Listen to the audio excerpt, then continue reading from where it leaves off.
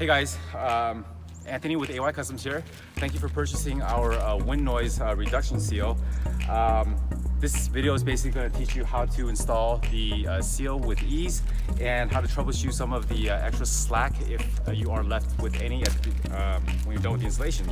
So starting off, there are instruction manuals that are included. Our contact number and email is all on the instruction manual, so feel free to reach out to us at any point if you need help with the installation process, okay? So starting off, you're gonna have the seal. You'll see that this has a very elastic feel to it. This is actually our version 2 because our first one actually had some issues. So a lot of people say that this thing snaps, but as you can see, this thing does not snap at all. So yep, don't listen to the haters, okay? So with installation, what you want to do is, I know on the instruction manual there's a option 1 and option 2. What I typically like doing, and again, depending on the gap size of the car on the roof, it's kind of hard to determine which side to start from. However, if you can see that there's certain areas that the gap is tighter, I would suggest doing so. For example, my passenger front side is a little bit thinner, narrower. We're gonna start there, okay?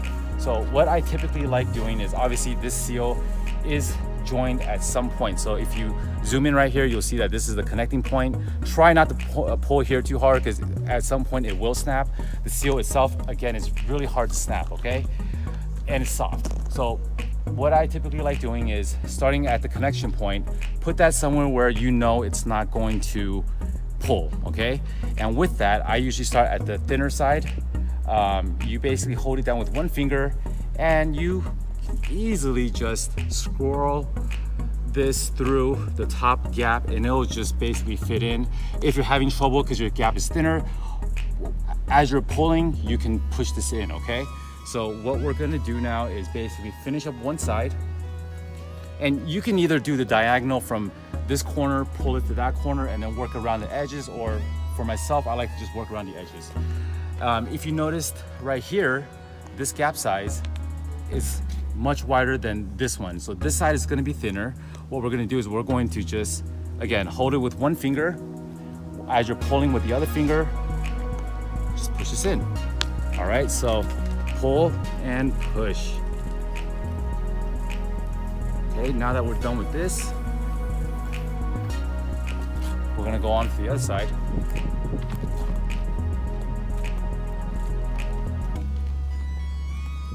And you'll see that, just continue the process. It's all going in very smoothly. And then when you get to this point right now,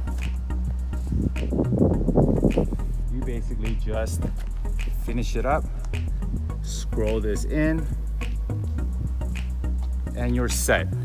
Now what I want to address is, for some people, because their gap is tighter, they're forced to, let's just say, pull this thing a lot.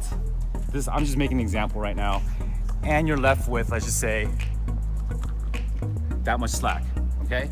When you're looking at the slack, typically what I would suggest is, once you finish at this corner, right, now you're left with that much slack, to basically keep working it in a clockwise or counterclockwise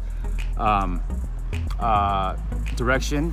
And as you lift the seal, it's cut to the specific length, specifically to snap back into place. So as you can see, this is already starting to come together. However, if you need to, let's say there's still more slack, right? Once you lift one of these corners, it's going to slowly snap back into place. So now the slack is slowly moving. You don't want to be pulling, you just want to be working it around.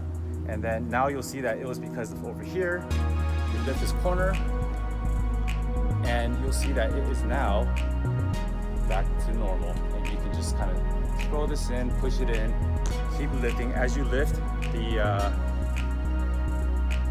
slack goes away. There you go. All right, you guys, so I hope you enjoyed the video. Again, text us, email us with any questions. We'll have some links down below for our other products, and let us know. Thank you.